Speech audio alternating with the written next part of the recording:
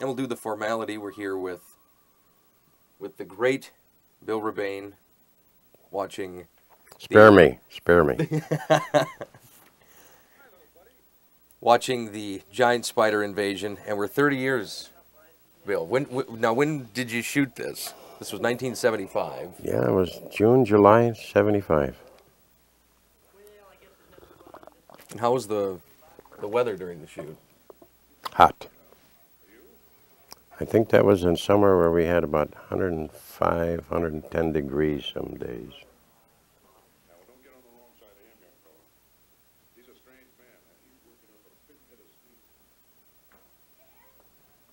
And of course, that was Alan Hale Jr.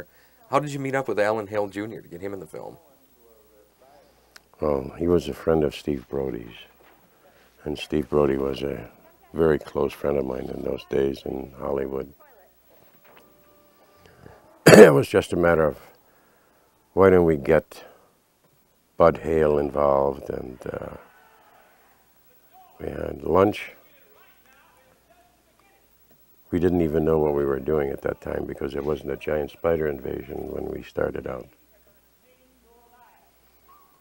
Well, the original treatment was there was nothing even resembling any spiders. It wasn't even close to what actually made it to the screen. It just included tarantulas, live tarantulas.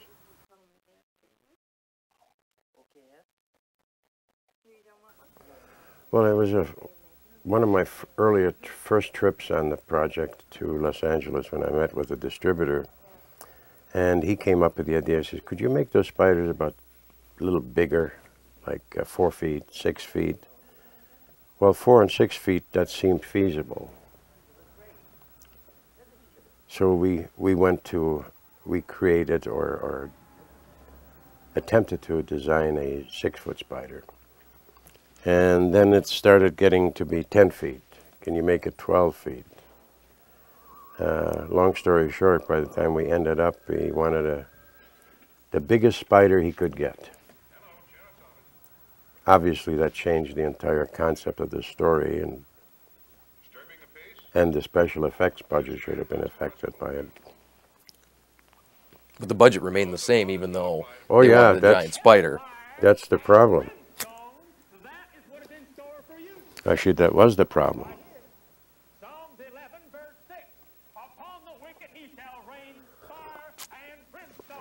Now, Tane Botkin here, who was a friend of Kevin Brody's, is the one that brought Robert Easton in because Tane was a student in one of Robert Easton's classes at the University of California, a drama class, and so that's how Robert Easton got involved. And Robert Easton, of course, in the film, Dan Kester, everyone's favorite back brace. Yeah, and Robert was really responsible for some of the lines that became so popular today even.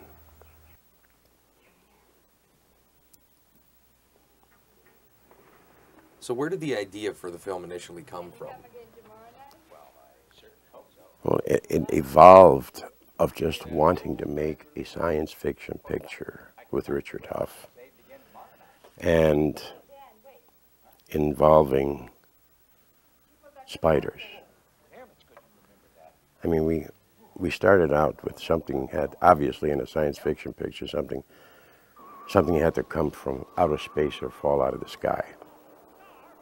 And it took a lot of brainstorming session to say, okay, what falls out of the sky? And we came up with geodes. And then, of course, it gets more complex because, okay, where do the geodes come from? How do they get down here? What's in the geodes? And normal science fiction development formula, really.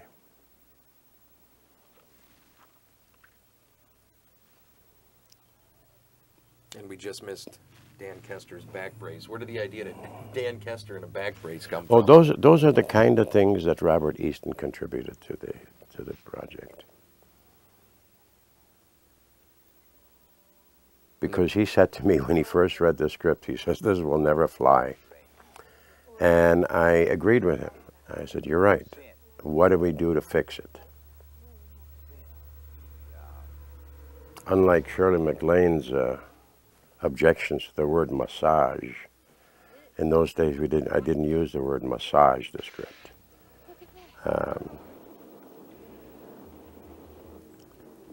Robert just says, let's fix it.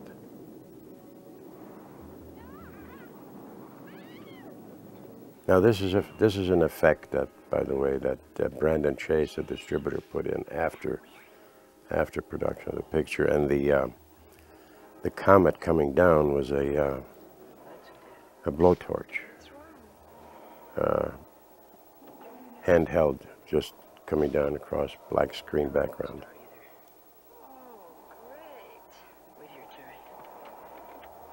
So the film itself was shot in Gleason, Merrill. Where was this footage shot?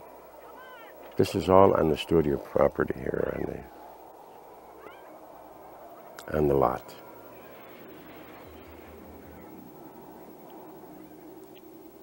What was the budget on the film? I think it was started out at $270,000. I think we went to $320,000 total. How much did it make internationally? The figures that I was given started with 22 million, and then Johnny Carson, I think, announced the number is 24 million or something.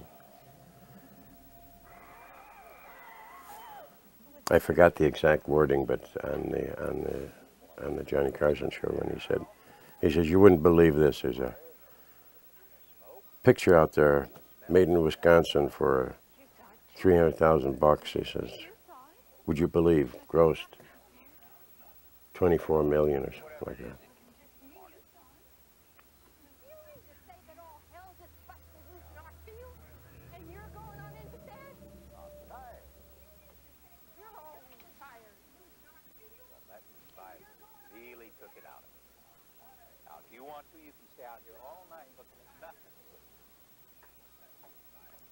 Now, of course, Mystery Science Theater, those guys, it's probably one of their most famous episodes when they sent the film up.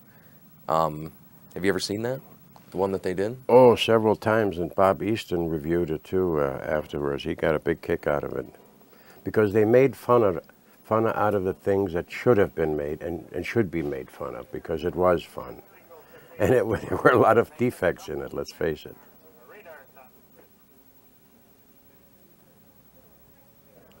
So while you were shooting, you didn't have a finished script. You didn't know. Never. You didn't know day to day what you were going to be shooting. Never.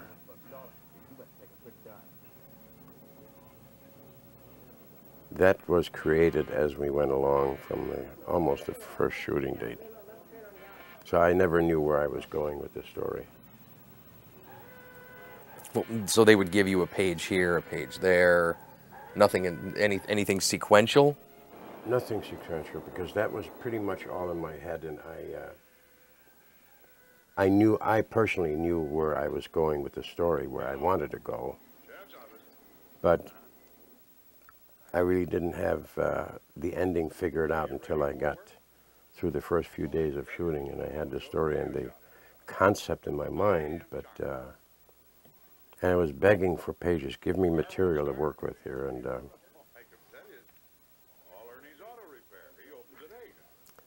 And script pages went from Richard Huff and Madison. They were delivered to Robert Easton at a cabin near in a lake in Tomahawk.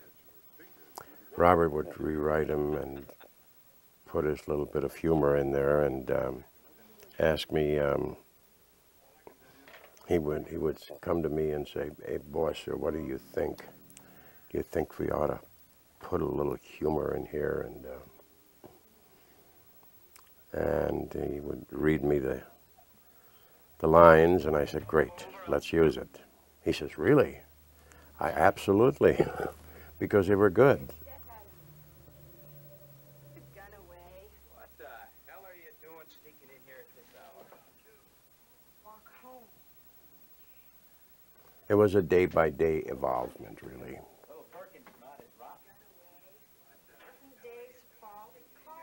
And the pleasant part of making the picture was working with the actors, which were all, I mean, real pros, and they understood the problem. They understood the complications of low-budget shooting. And they were so professional. Without them, I mean, this would have never gone anywhere, let's face it. Does it amaze you 30 years later that here we are and we're getting ready to, you know, put this together, release this 30 years later, it's still Oh, it always a cult does. classic? It always does. Now, when you know, during these scenes, when Robert, I let Robert Easton do what he wanted to do, how he saw the character.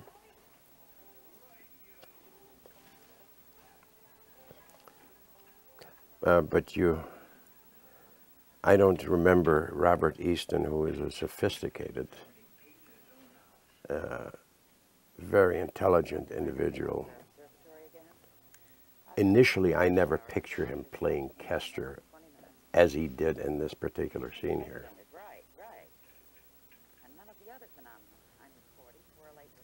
Because he's quite a polished individual. And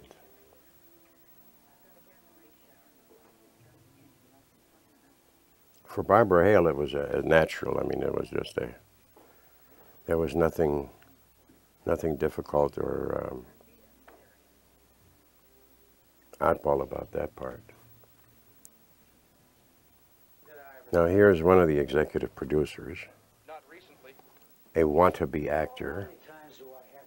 And when you say one, how many executive and producers did you have on the film? Let's see, 1, 2, 3, 4, 5.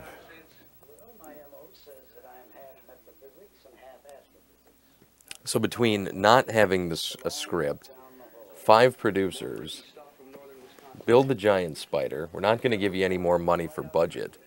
It's a testament that the film ever got made. Plus the fact that Steve was drinking a little bit too much most of the time. We have a heavy gamma ray shower, an incredibly fast drop in barometric pressure. Although Tim Gillette was probably the most cooperative and easy to work with individual as a first-time around actor.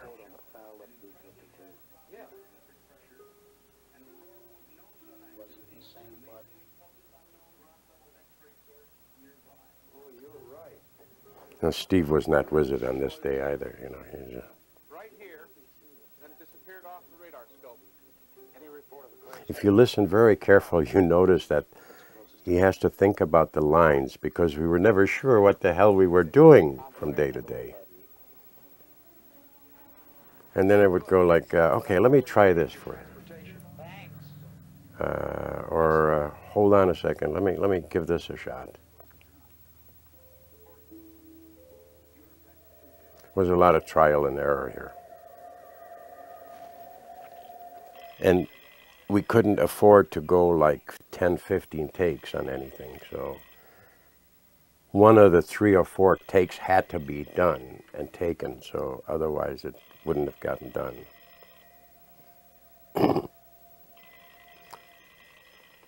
The spiderweb shot, by the way, was something that I did after the picture was in editing in California. And I came back and I said, we need insert shots and intercuts. And I came back to Wisconsin and shot a whole bunch of little inserts that would work for editing purposes. Did you check on the car ferries on Lake Michigan? No, Vince, this is serious. A couple of the seamen aboard the ship saw a plane crash, and it just like the hour. We don't know. Oh, right. What time am I supposed to use for Lake Michigan?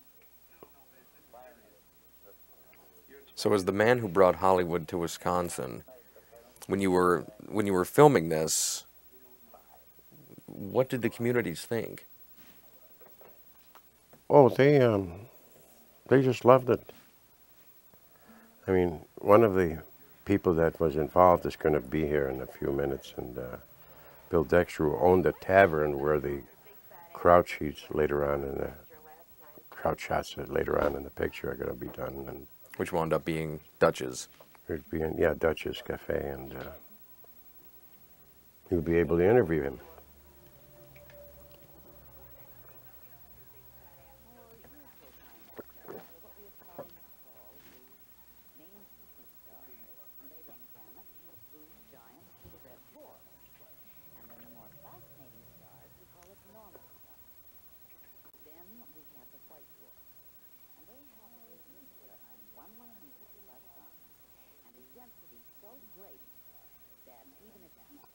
And you've really had some issues in recent years with the film and with distribution and different companies. You know, to think that the film is still, you know, viable and that people still see dollar signs. How frustrating is it for you to see that so many years later, you know, you wait for the return on something like this? Well, it's not only frustrating, but it hurts in the pocketbook. Because first of all, in retrospect, I think the whatever Richard Huff and including Robert Easton and I created at the beginning is nothing, very little of that you see on the screen here.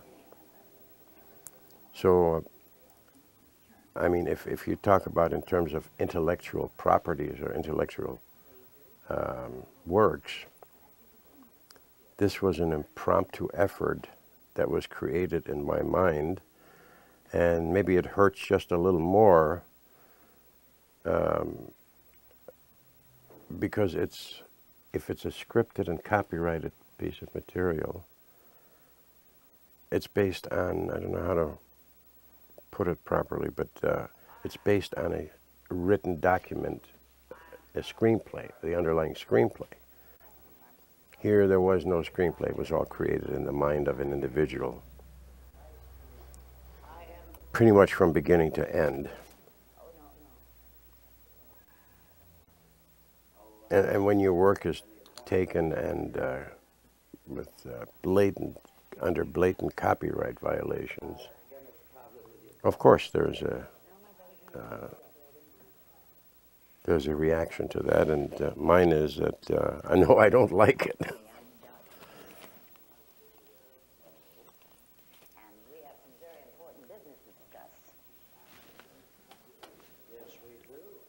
So where was this filmed? This was this? This was at the University of Wisconsin Stevens Point campus, their planetarium, which I thought was an essential shot to get out of away from the Kester farm and the fields, and add some production values. And this was filmed at Nicolay College in Rhinelander. Good location for the scientist portion of the film.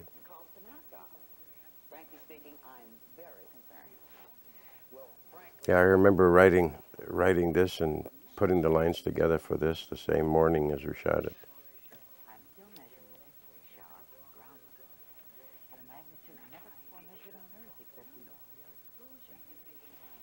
And a few months ago, we were down in Madison at the Orpheum Theater, and we had the big event there. And there was a huge crowd that had gathered for the viewing of the giant spider invasion, and these were people that knew the whole movie and had a boatload of fun just watching it. When you made it, did you ever think that at any point that it might become a midnight movie type hit, or at the time were you just kind of looking at it on, you know, kind of like a drive-in circuit exploitation? Never ever, because I realized the moment I saw the first screening, my personal reaction to the picture when I first saw it on the big screen was that the acting except for the parts where Steve was imbibing too much, were very much or more than passable for that time period. I mean, certainly I can't find any great flaws except dialogue flaws in Barbara Hale's performance, or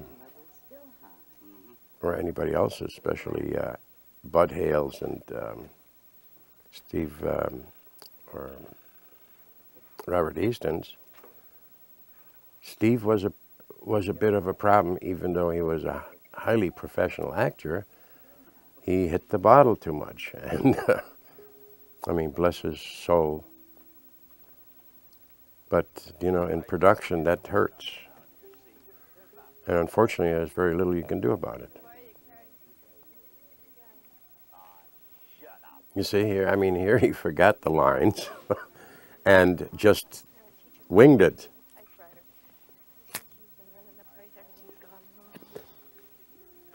It wasn't just a simple job of sitting back in a director's chair and saying, okay, roll it, and action.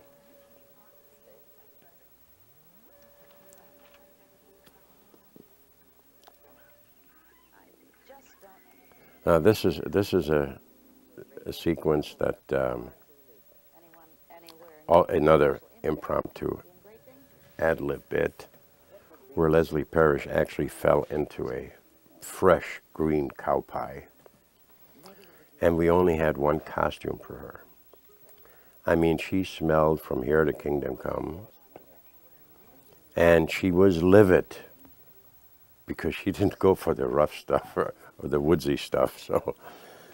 So my wife took her quickly in the house, gave her a shower, and then we had to wait, I don't know how many hours to get the costume cleaned and dried so we can continue with the same sequence.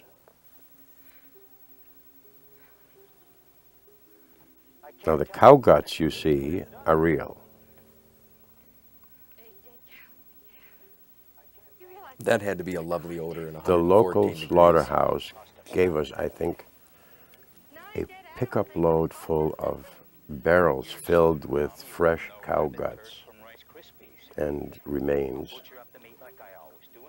that had to be spread out in a field like this in 100-degree heat.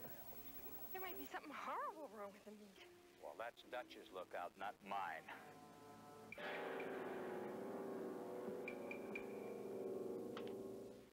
I've never seen so much fouled up data in my life. Against every known law of physics.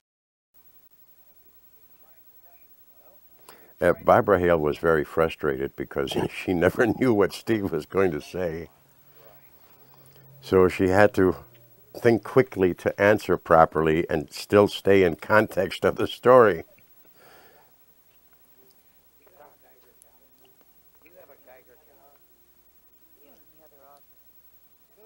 It was very frustrating, I assure you. Sheriff Jones? Our jolly red side? I know just where he is. And remember also this was a SAG picture. It was I mean, I was limited to time, daily hours of shooting, and all the SAG regulations, which in those days were one hell of a lot stricter than they are today in low-budget production.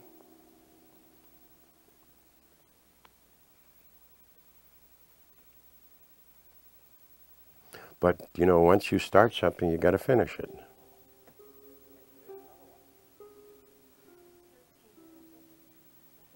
So these scenes were all at the Shooting Ranch studio. Oh yeah, this is all in the backyard of my place. How big was the Shooting Ranch? And for people that don't know, the Shooting Ranch was pretty much Hollywood of the North Woods of Wisconsin. You had everything there. Yeah, it started with 80 acres, an 80-acre farm. And then we added 40 acres to it, and then later on, in the mid-'80s, we bought another 80, so we had, I think, 220 acres total. And you had everything backlot. almost all inclusive. You could build full sets. Oh, everything. We had actually Giant Spider Invasion started out. I knew I couldn't do some of this on location because of the set destruction. So we built a small soundstage out of frame building, 40 by 40, which is, we call it an insert stage.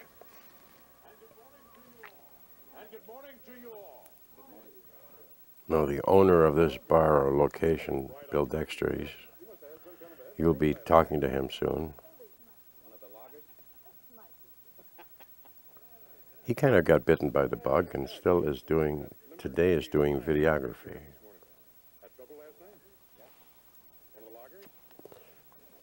There was another great pro, Bill Williamson. You remember him from the old cowboy movies.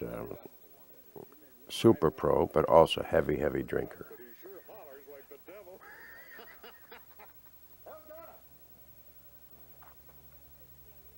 And Alan was really, Bud Hale was nothing more than what he did on Gilligan's Island. Oh yeah, here, I remember this one. I instructed him to do this scene and end up with getting a hammer. And then we cut and I came back and said, no, let's add a little humor to this scene. Not that one, the big one. And he wasn't quite prepared for that. And she came in with a whole toolbox, right? So this was nothing here was planned. And Robert was so clumsy that you notice he can't. He looks a little awkward with it. Yeah, he can't quite get the hang of opening those geodes. No wonder nothing gets done on that Kester So farm. I told my also heavy drinking special effects guy, I said, go split these suckers in half and glue them together slightly so when the hammer hits or the chisel hits it, it splits apart. You notice some of them had jagged edges and some of them are just flat, which is a total continuity error. Speaking of your special effects guy, what was his name? Robert Millay. And where was he from? Originally from Chicago. He was an all-around mechanical, I suppose you could call him mechanical genius. And he did have some incredible talents. The problem again was booze, you know.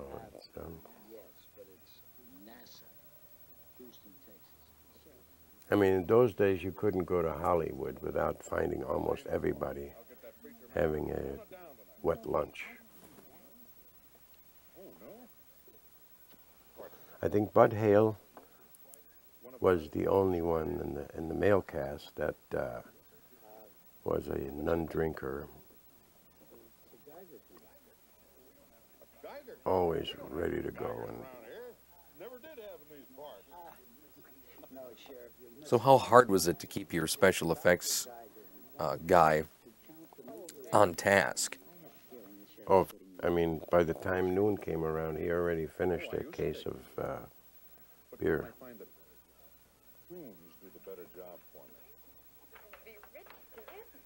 And he fell in love with one of the spiders, a pet spider. What do you mean, we? He loved Tanya, the black and orange one.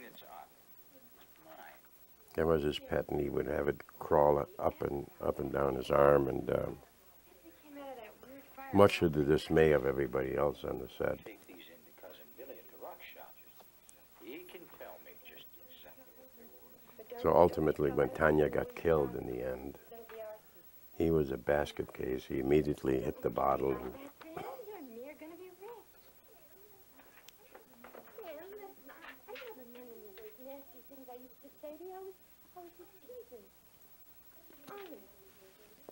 you know, for a picture of those days, and I really never, in retrospect even, and even today, I don't find all that many flaws in the acting with, especially with Barbara Hale, Leslie Parrish, and Bud Hale. Hello, dear. May I join you? Please. Thank you. This is Dave Perkins. His father runs a local newspaper. Hello, Dave. Nice to see you. Dr. Vance from NASA. NASA, huh? NASA, Houston. Oh. Well, what brings you here? Anything I can publish in the paper? That's classified. Well, I'll put it in the classified section. Well, that's safe enough. Nobody reads your ads anyway. Dave, could I speak to you for a moment? Sure, Dr. Vance. Excuse us for a moment.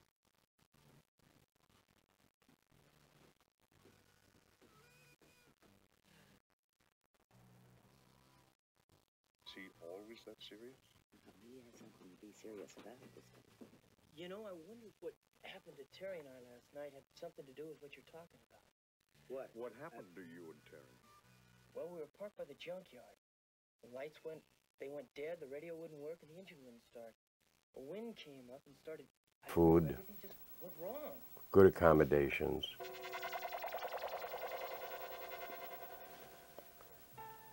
And once you can give an actor that, I think they'll go along with the problems of a project. I mean, even Leslie Parrish, who is a bit prissy or a city girl, you know, put into Leave me alone, I feel terrible. an atmosphere, country atmosphere, backwoods No, situation. no, the black hairy one with furry legs. She did her damn best to go along and roll with the punches, so to say.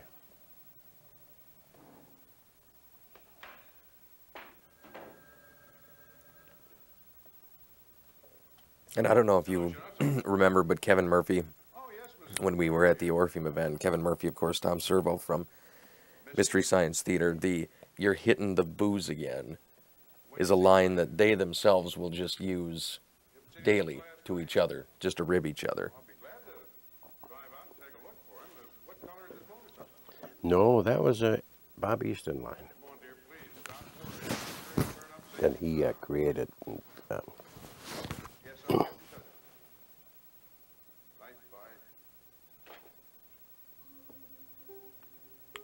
my job really was only to get the sequences done in such order as I saw them to develop, and improve on some of the lines and put the emphasis on the inflections on certain words, like hitting the booze again. Or not that one, the big one.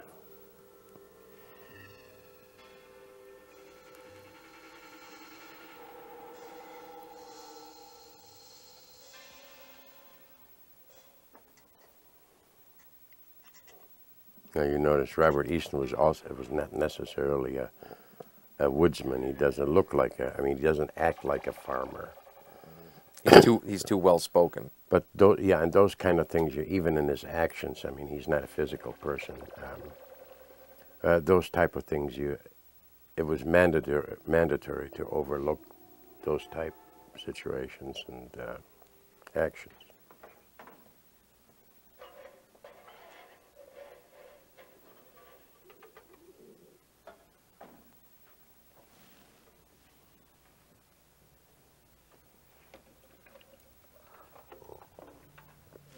I was never really happy with this scene.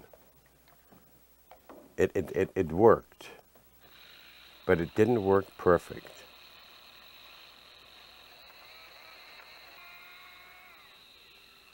Because You look like you could use a drink. you notice that Leslie reacted. She tried to look away. She said, you have to kind of make it happen so the audience knows that she doesn't know that the spider is in the blender. It kind of worked. And some people may have never, or some of the audience may not notice, may have noticed the details of it. But every time I see it, I cringe and kind of, and it didn't quite work out. Find the diamonds. In all that grass we're growing. And now we find out that Smoking the stuff yourself. they're actually growing grass on the farm as well. You know what? I had no idea where that line came from. But I'm sure it was Robert Easton's.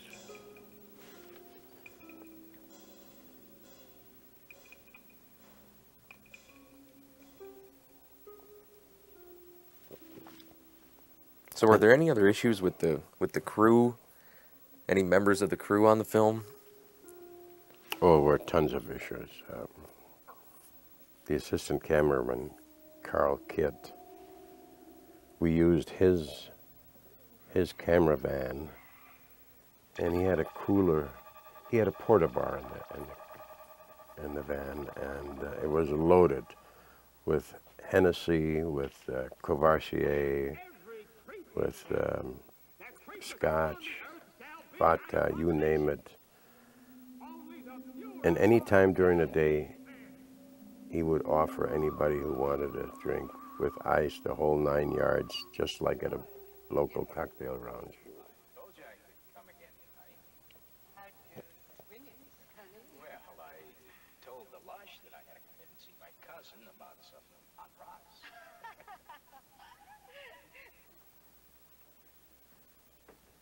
I mean, if anybody had made a considerable contribution to the development of the story and the lines and the success of this, it's Robert Easton.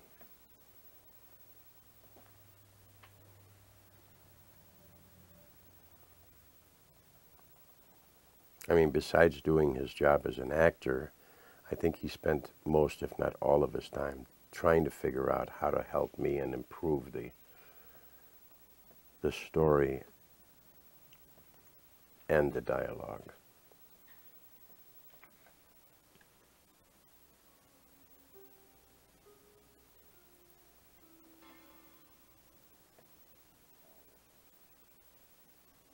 So where did the tarantulas come from that were used in the film? We ordered them from we bought them in a pet shop. I ordered them from California. And Kevin Brody had some experience with tarantulas and black spiders in California. And he, I guess he played with them before. So he made the arrangements for us, because Kevin was also my assistant director on the project.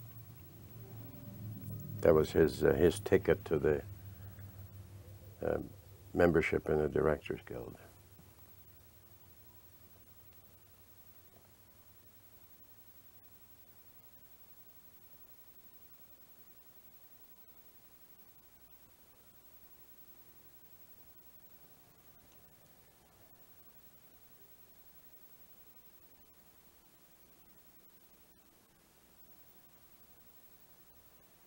This is the kind of stuff I enjoy doing most, is the suspense aspect and building suspense and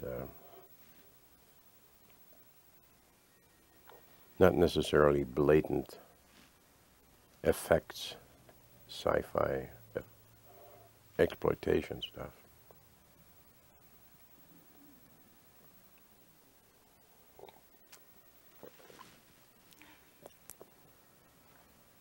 This sequence was also flawed, very effective, but also flawed.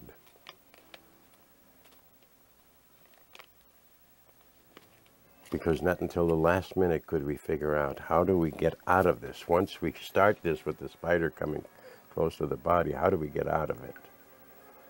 So I figured, well, she's hitting the bottle, taking pills and whatever.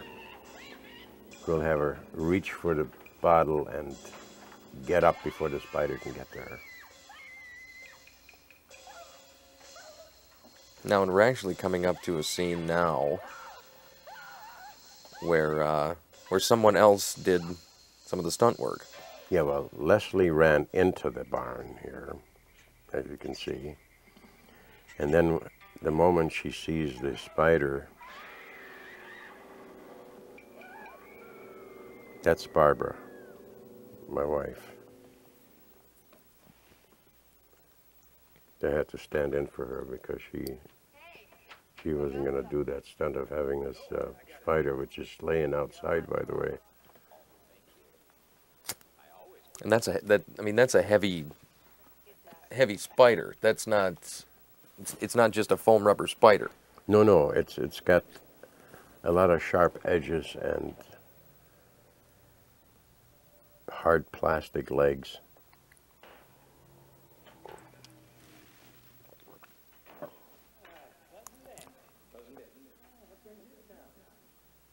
Anyone who's a fan of Bill Rebane's films, of course, recognize Cousin Billy, who was in quite a few of your productions. Oh yeah, he became a stock actor for us. Paul Benson.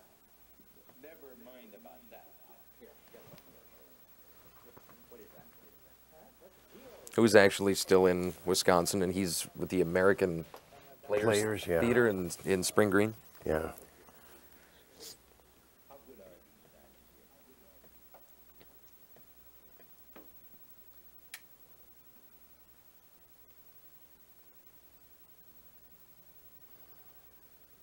You know, it's unfortunate we don't have access to some of the outtakes of this because they would have explained a lot.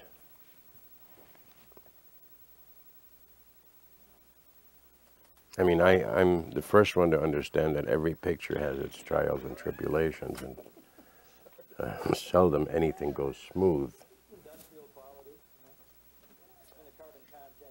Now, during the production of Spiders, Spielberg was shooting Jaws, the first Jaws in Florida, and everything went wrong. If you remember that story. And we gloated in it because here we were trying to make something happen with a low budget. And we said, well, here's Spielberg, I think it was Warner Brothers that was behind him, was having, if not bigger problems than we did on a major productions. So we're not the only ones. It didn't help us any, the fact, but we gloated in that fact. And sure as heck, he was able to reshoot the entire Jaws effects sequences, or if not the whole picture, I think.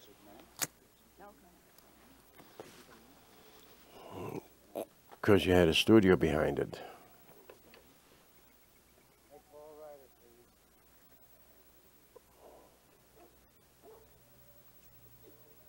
So with the overseas distribution, did you ever get to see Giant Spider Invasion dubbed in another language?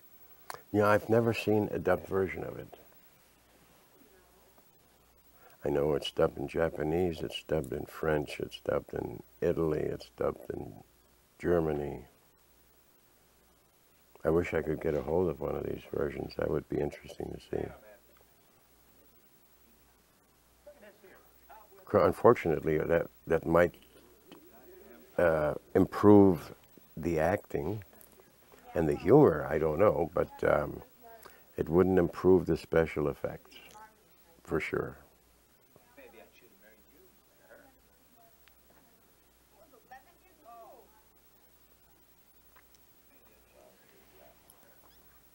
And the actress who played Terry, and who is she, and how'd you hook up with her?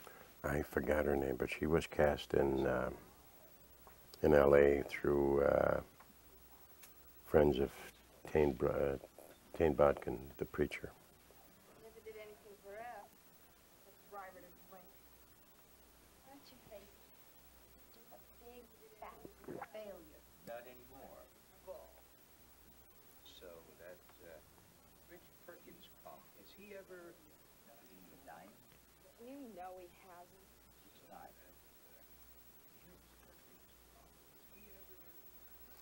Now, you may notice that all the scenes in the studio, or in the kitchen, in the Kester house, play a lot better than some stuff that is not, that is on location. The reason for that is that when I realized I wasn't getting a finished screenplay for the entire picture, I started making some notes of the natural progression and natural order of progression of the story as I had it in my mind, because it was essential to do that, because otherwise I couldn't have shot all the studio scenes in sequence before going on location. So as long as we stayed on the lot, in the studio, we were doing okay. It's when the special effects began to appear and we had to go on location, things started falling apart, because they just weren't either scheduled or weren't planned right. Terry, you and Dave seen or heard of motorcycle? How about Eb? Where is she? I know. And I don't care. Well, if either of you two see or remember anything, give me a... In all of your productions, and that was the one thing that I kind of found talking with some of the actors from some of the films, and your entire family was involved in every production, and they all said that was the one thing about making a Bill Rebane picture, was that they all felt like part of the family, and even so many years later they still do. Well, I think that also went for the real pros, the Hollywood pros that shot at the studio.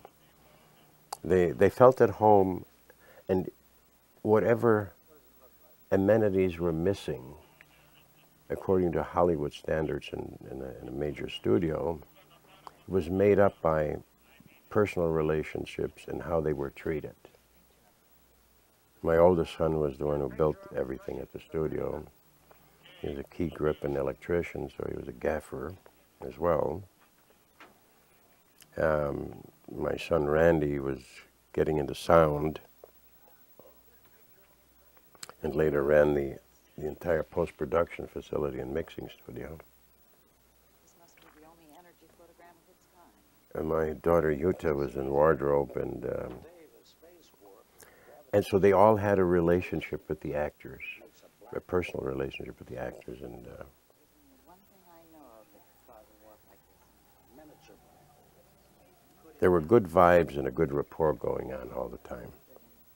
Black holes in our galaxy. It's a wonder it hasn't other people. Which helps, because when you don't have much of a budget and you only get pages of the script, it could probably get a little hectic, and people could probably get on each other's nerves pretty quickly. Oh, very easily. And that's the one thing to avoid with a plague. To have riffs on a shoot or conflicts, because it'll totally destroy it. This may be our problem. Where is this Kester? Oh, it's somewhere in the Harrison Hills area, right in here. You see, here we were on location. We just talked this out of what is it that we need at this point of the story, and let's go over it. And I asked Bob Easton to write some pages to cover this, and they got it in the morning. We went over it a few times, massaged it or fixed it or whatever you want to call it, and did it.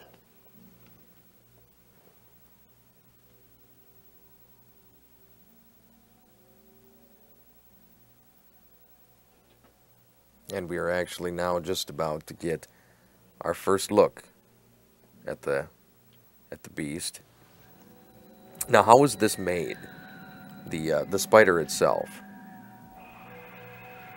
Oh well, we'll have a series of pictures that I can show you where it made out of conduit, chicken wire, and a mainframe that was built around the Volkswagen chassis.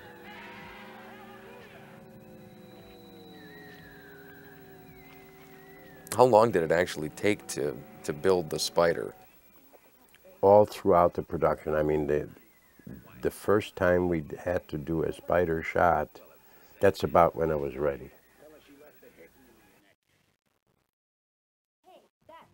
we going to do about those damn spiders? We'll try to get the preacher to exercise. They're getting enough exercise already. Boy.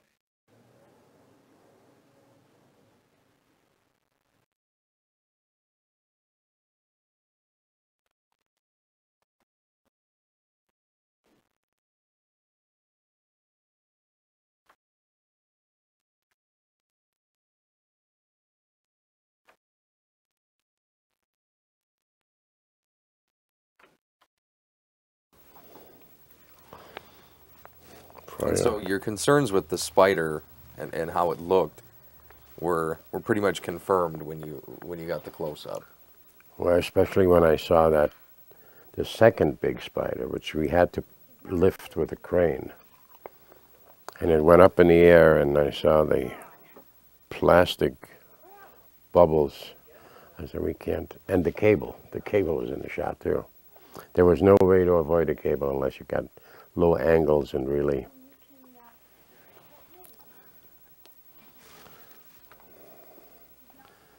And I think this was cut out of several versions of the picture.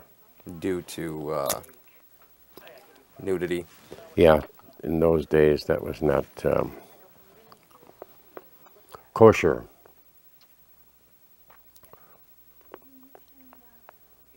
Well, and the rating system when this came out was a whole lot different than it is now.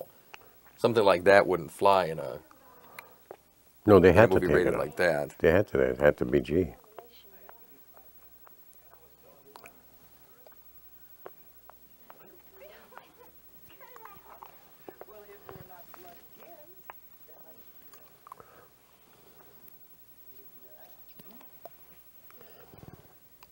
As a matter, I don't even know why we did it. Go home and take a cold shower. Of course I know why we did it. The distributor said, give it a little pizzazz.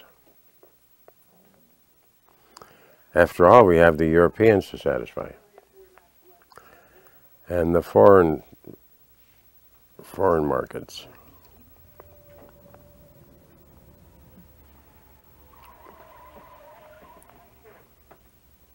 Which aren't as uptight as the American market, but No. so where did they? I mean, they kind of looked at this as, I mean, even here in the States, they looked at it as something of a drive-in picture. Oh yeah, very definitely.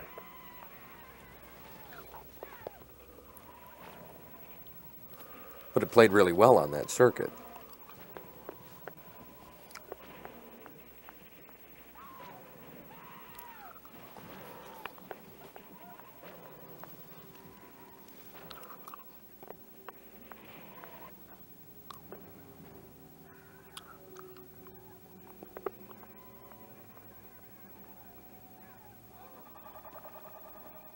And now with the spider, not this one, but the other one that was on the chassis.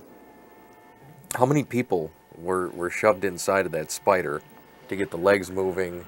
I think we had seven or eight kids inside the Volkswagen, and they under the fur.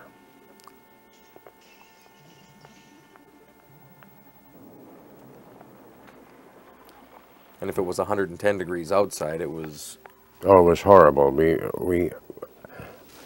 I don't think we realized the immense heat in there. You know, strangely enough, and thank God, kids can take that kind of abuse.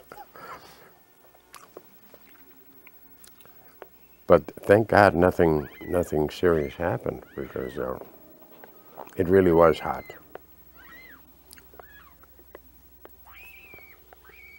And now you've even said that the close-up shots of the spider you weren't happy with, but the far stuff.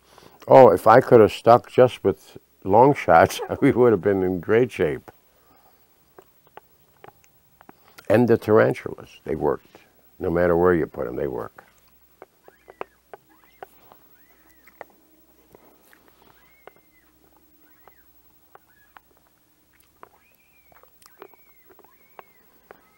And this kind of stuff, you know, that's...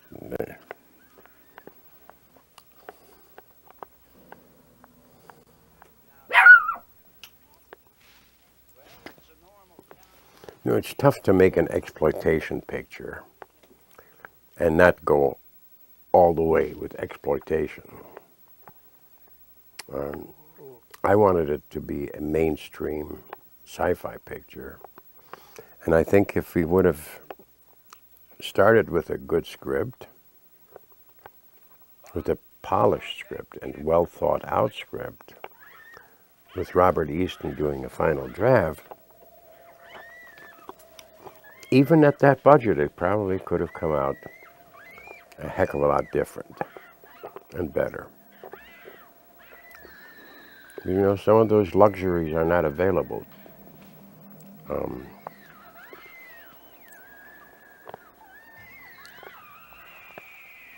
As a matter of fact, I remember Bill Dyke, our exec producer, super exec producer who raised the funds for the picture. The money was not in, I don't think the money was in the bank on the day we were supposed to start shooting. So there was that added trauma and worry. This is all a effort that's in vain.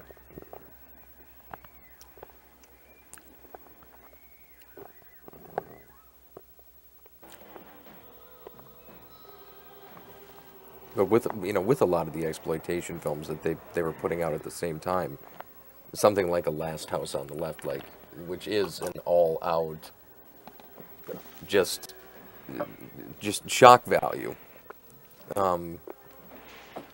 You were actually looking at this. You were trying to make a really good film, something that looked good, played well, and had quality to it.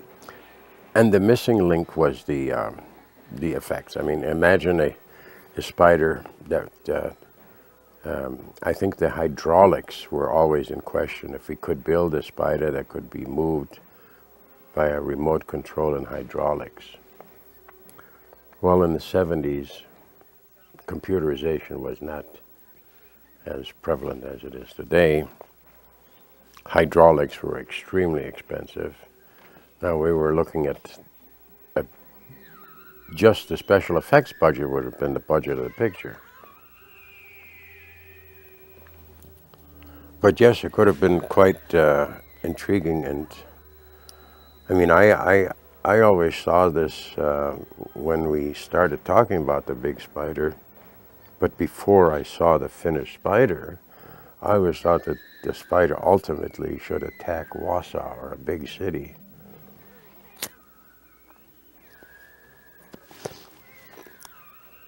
But then we settled for, we were lucky we got it into Merrill.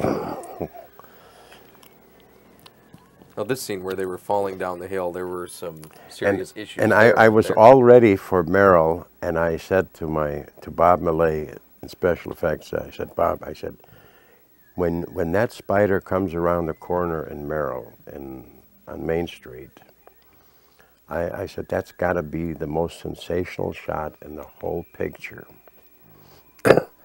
And we'll get as many extras as we can possibly get to participate in that scene. So fix those damn eyes. Well, what comes around? We were ready to shoot. We have no time. We're losing light by the second. We don't have any 5Ks or 10ers or huge lights available for that particular night scene. So what comes around the corner? A spider with those round plastic bulbs as eyes. And it was tough. We couldn't shoot around it. I mean, it was there. In the wide shot, it was there. You couldn't hide it.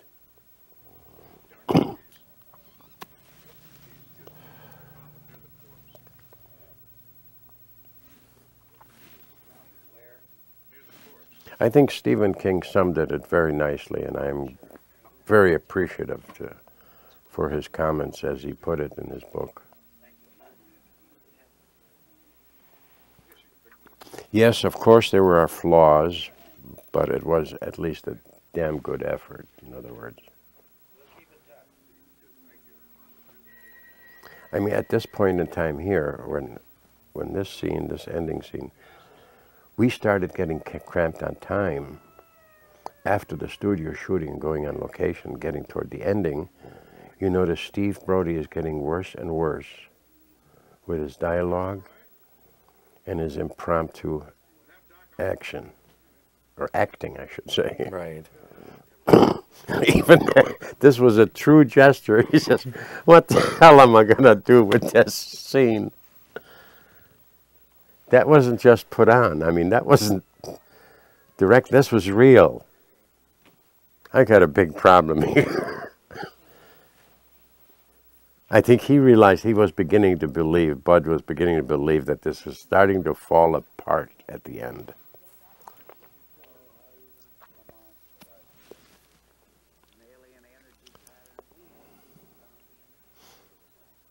That's the expression appropriate for the whole situation. And this is the ultimate of all acting disasters. Steve was so smashed, he forgot all of his lines. It almost looks at one point. And where Barbara he has a Hale was script so there. frustrated. Barbara was so frustrated about she didn't know what to do. So I had idiot cards made up, and we put the idiot cards right over her left shoulder. And I pulled Steve outside. I said, "Steve, you gotta pull this mother son of a bitch off." I said, "or we're dead in the water."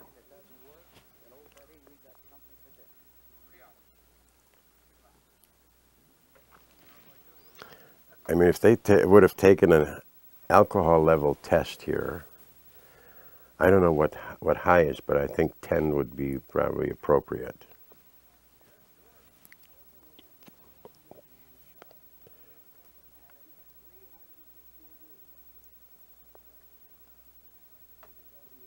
That's a true expression of frustration, of utter frustration.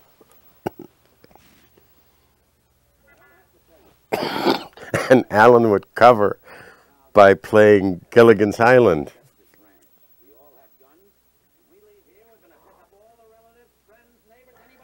If you think the director was confused, the actors were confused, everybody was confused.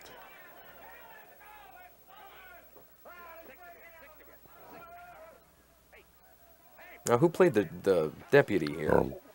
Stuart Taylor, Babalu, nickname. He was quite a stunt man in his days. Worked for Bat Jack Productions, John Wayne.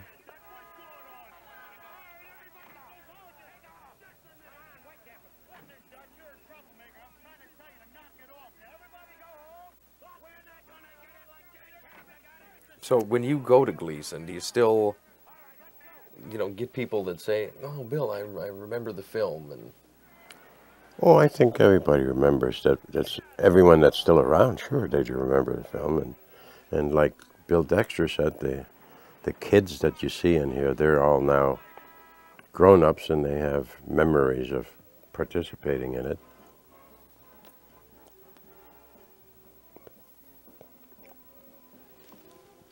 Yeah, I don't understand either why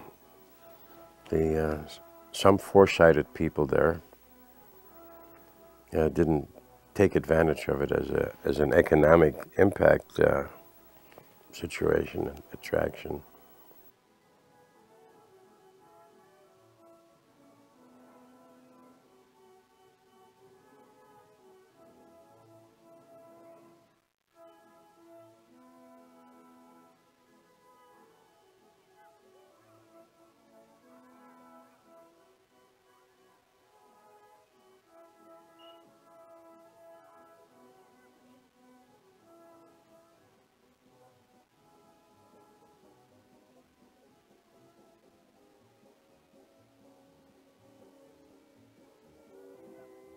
And now this guy here, how excited was he to be a part of a Hollywood film? I'm not so sure he knew he was even in it or what we were doing. He was enjoying his chicken. And that was good chicken, by the way. This is also the day, just before this shot, where I fired the executive producer. And who was The that? line producer, Tony Cromrider. The producer that the executive producers had hired to help me so I could direct and take some of the load would be taken off my back.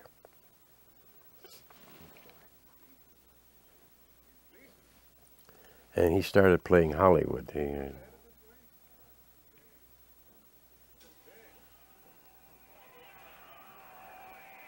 So from here on, it was just all impromptu. I mean, I had two assistants, really. Babalu Stu Taylor, the guy, the stuntman, who was very effective, and Kevin Brody. And I basically just said, look, I said, let's round up as many bodies as we can possibly get. I think it was in the paper that requesting volunteers.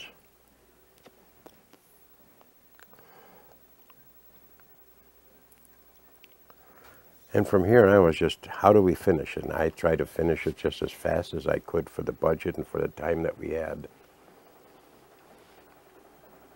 Irrespective of outcome, it just had to get done.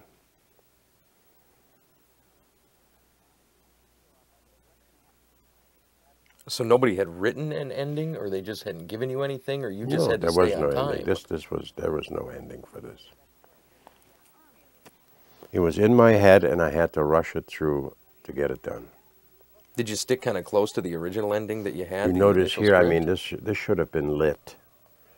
You know, a few 5Ks with gels would have given us a nice night effect or whatever.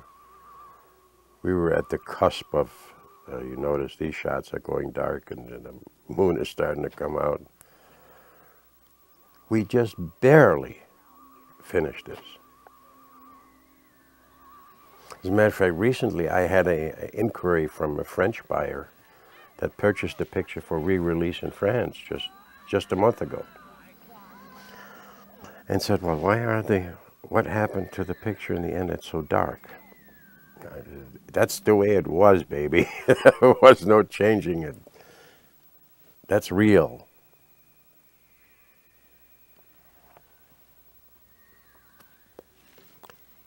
And in this hurry here, Barbara Hale accidentally brushed the suitcase with the spiders off the car, as you'll see.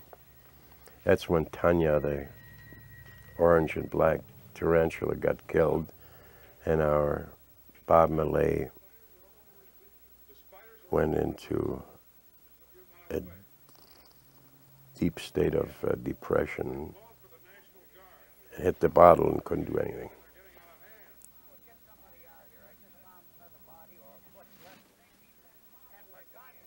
And Steve Brody looked like he was having a little bit of an issue there, trying to fumble with the CB radio and get the lines out. So with him, did you have to do a lot of takes because of his condition, or? Oh yeah, we did. Which ate up time and ate up money, and time and money that you really didn't have. This was totally slipshod. I mean, and with film, with film you need light. You know, and digital video at this time of night with this available light of the street lights, you would have had something,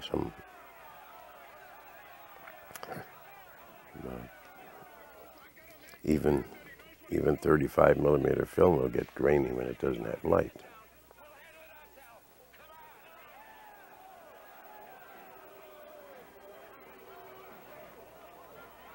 So if you were to make this film today, and you could use digital effects for the spider, how much easier would that have been to get the picture made without having the headache of having to not only shoot, worry about the script, keep the actors in line, but then go supervise the building of the spider. Well, I think it, you know, they're doing a lot of remakes. I wrote a sequel to this. I'm not so sure I completed it, but with digital effects and a solid script. Yeah, I mean, let's face it. I mean, it's a formula story, if you call it a story. But it's strictly formula, and there's no great necessity for great art in anything here. It's a matter of having an underlying good screenplay. And yes, digital effects could create the spiders today for relatively small amounts of money.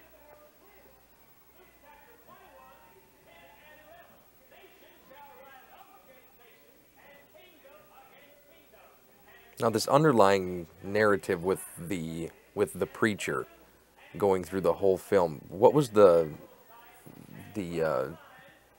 what was behind that? Well, that was the good for cutaways, intended for, because we shot it all on camera. I don't know why. You see, there was also, after, in post-production in California, there was also what we call in the industry a lot of behind cutting. That means if the director is always entitled to his first cut, a director's cut. The distributor, because I was in Wisconsin much of the time, he simply did what he wanted to do and did a lot of behind cutting. So a lot of scenes which we could have used here to cut away and make it a little better were never used. The preacher was the link to link it all together with his biblical message.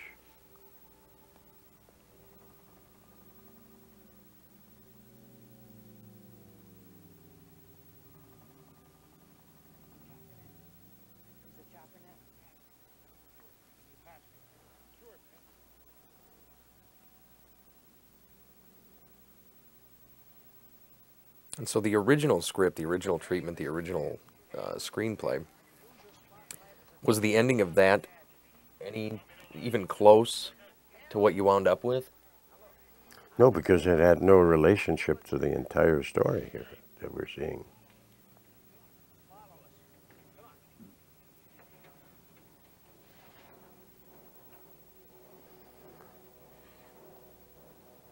Let's put it this way, if there was a script ever created by anybody that resembles this, I sure as hell would like to have seen it or see it now.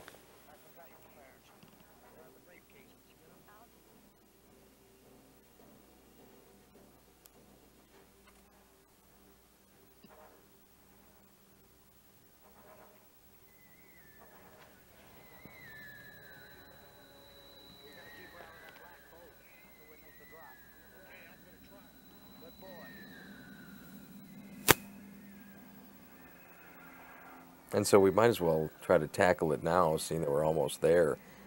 There was a story that was told at one of the at the Orpheum event when we showed this, and it dealt with the termination of the spider.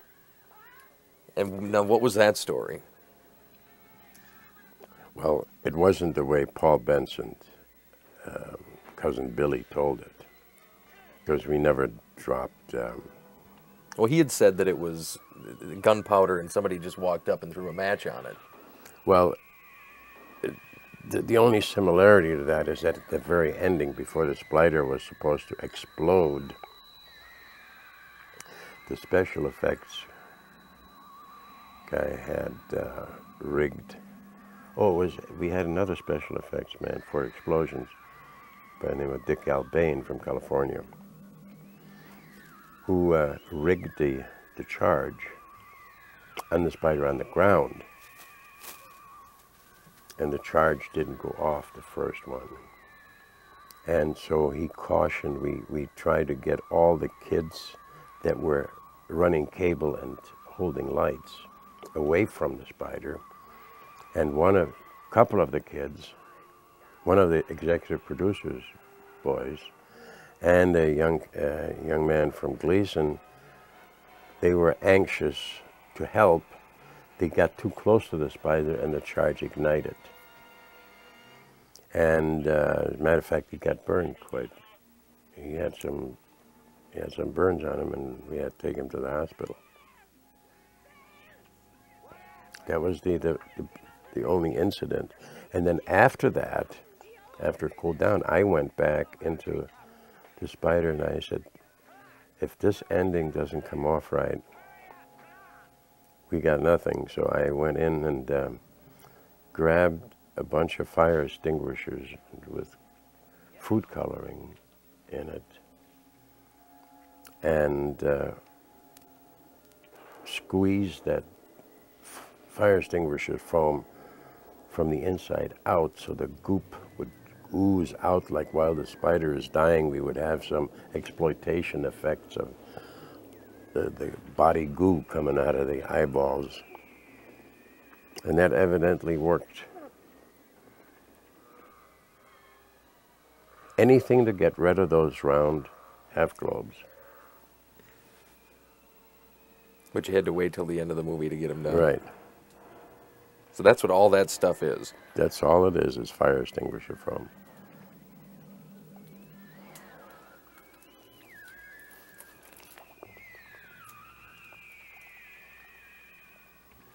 That's the best part of the effects in the picture. And probably the cheapest one and the one you can That's take right. care of yourself.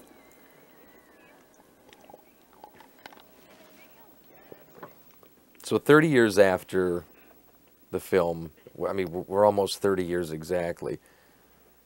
Are you able to sit back and enjoy the movie for what it's become? No.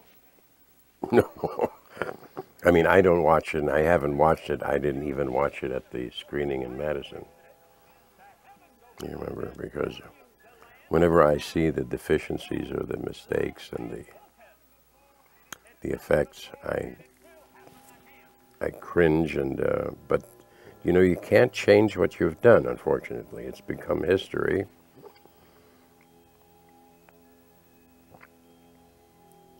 But are you flattered that 30 years later that it's lived so long and it has so many fans? Yeah, I'm kind of intrigued by it. I do wish it would. I would see some rewards for it royalty-wise. But like I said before, the piracy and copyright violations are so blatant that it's tough to keep track of who's doing what with anything today. And I'm sure I'm not the only one who has that. I mean, as a matter of fact, I know I'm not the only one who has that problem.